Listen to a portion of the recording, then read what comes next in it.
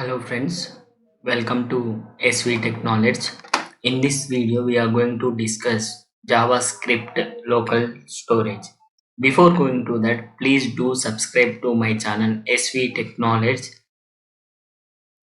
Introduction. The local storage objects allows you to save key or value pairs in the browser. The data is stored in browser without any expiration date unless we delete it ourselves.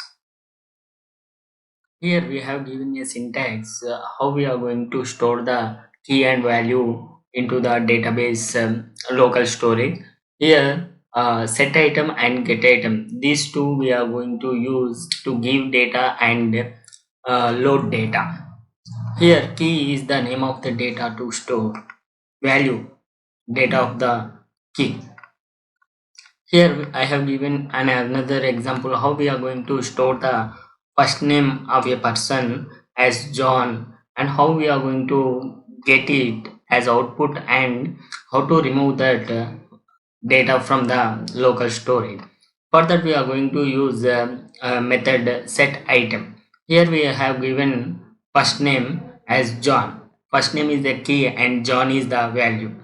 So get item first name means it is going to show the value which is stored in first name, that is John. Here we can see the console output John, which is the first name, and the second one is null. Why? Because here remove item first name, we have removed the item first name from the local storage, so it shows null. Why? Because in the key first name there is no value because we have removed it just now.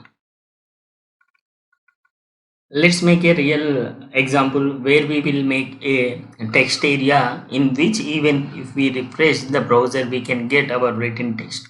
Here we can see the console of HTML hypertext markup language. We use rows and columns and buttons save and load.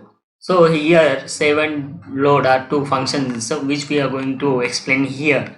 So function my save and my load, these two are the functions we use, one for saving and another for fetch the data from the local storage.